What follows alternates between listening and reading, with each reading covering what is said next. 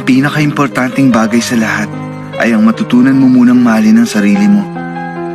Maghanap ka ng magandang katangian mo para magawa mong mahalin ang sarili mo. Alam mo, kung kinamumuhian mo ang sarili mo, paano ka pa kaya magagawang mahalin din ng ibang mga tao?